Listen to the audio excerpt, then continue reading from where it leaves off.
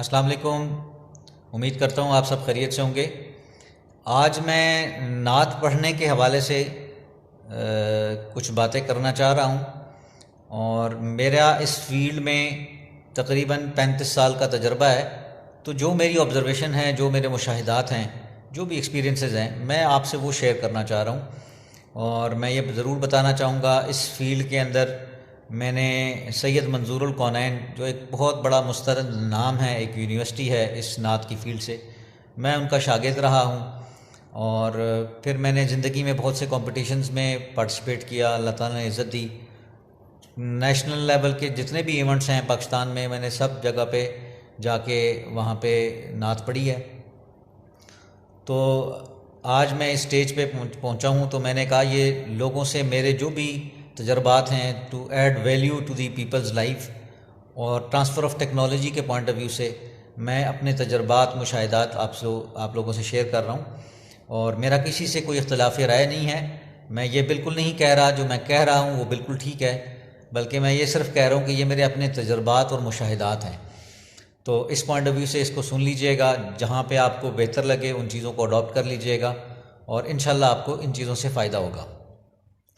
نعت پڑھنے کے لیے جو سب سے زیادہ ضروری چیز ہے، جو میں آج تک سمجھ پایا ہوں، وہ ہے کہ آپ کو حضور صلی اللہ علیہ وآلہ وسلم کا مقام پتہ ہو، کہ ان کا مقام کیا ہے۔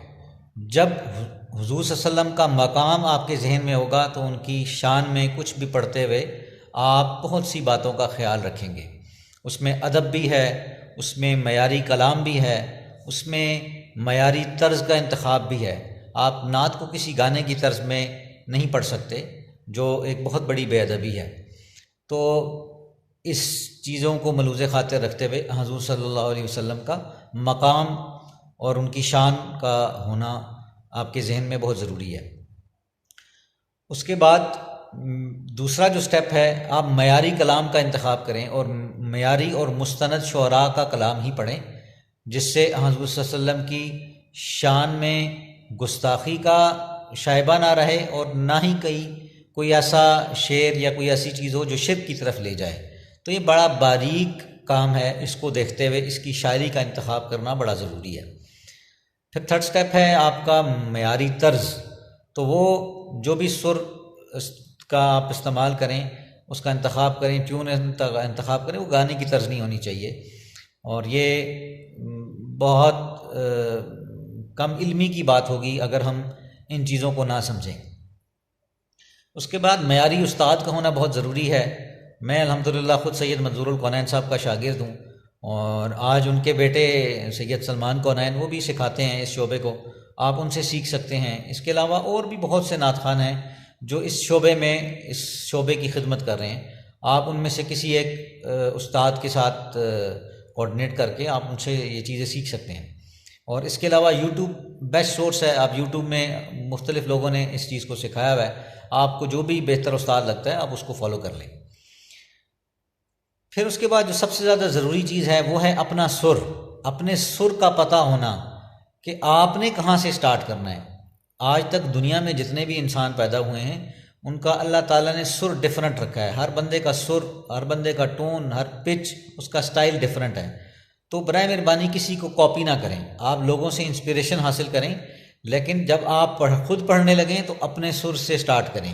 اپنے سر کا کیسے پتہ چلے گا؟ بیسک میوزیکل نوٹس کے بارے میں آپ یوٹیوب پہ سرچ کر لیں، آپ کو سارے ہارمونیم کے اوپر بھی بتا دیں گے۔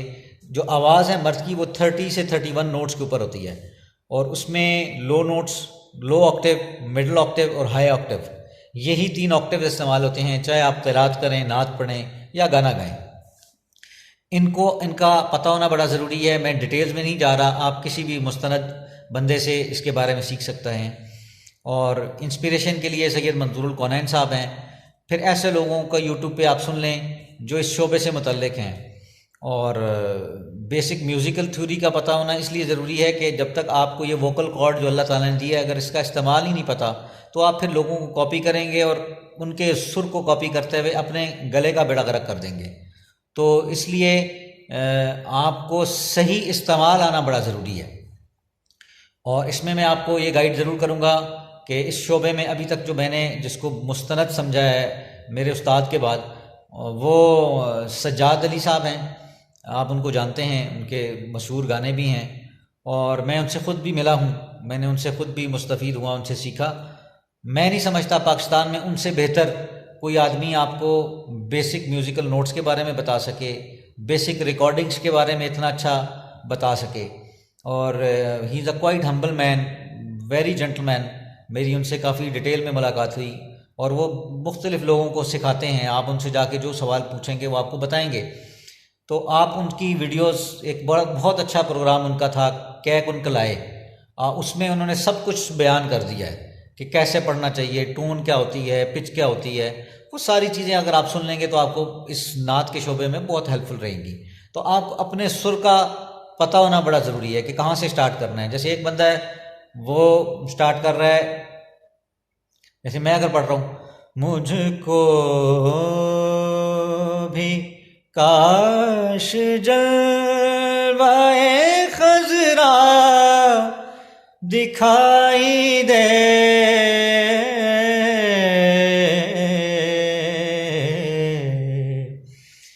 تو میں اپنے سر سے پڑھ رہا ہوں.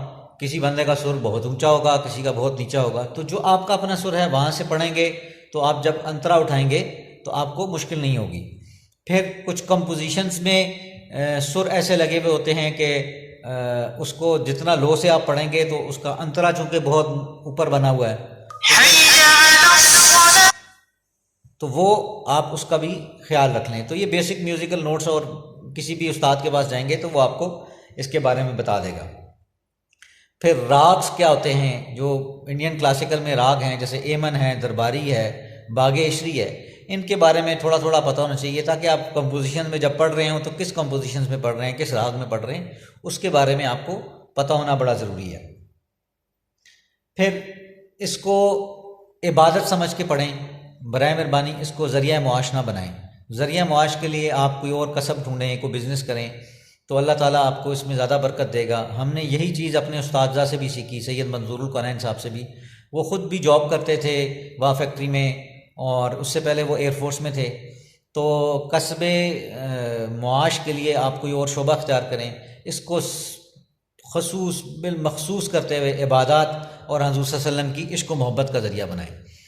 اور لاسٹلی میں آپ کو یہ ضرور ریکمینڈ کروں گا کہ جتنا اس شعبے میں آپ خلوص رکھیں گے اللہ تعالیٰ آپ پہ کرم کرے گا. حضور صلی اللہ علیہ وسلم کی آپ کو خصوصی محبت اور عشق حاصل ہوگا.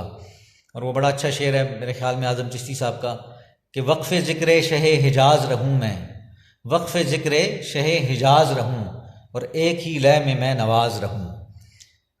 اور نعت خیر الانام کہتے ہوئے، نعت خیر الانام کہتے ہوئے داد و تحسین سے بے نیاز رہوں میں. تو بس اس لیے جب بھی نعت پڑھیں درود پاک پڑھیں اور ان کے مقام کو ذہن میں رکھیں. اللہ تعالیٰ آپ پہ بہت کرم کرے گا. بہت شکریہ، تھینک یو.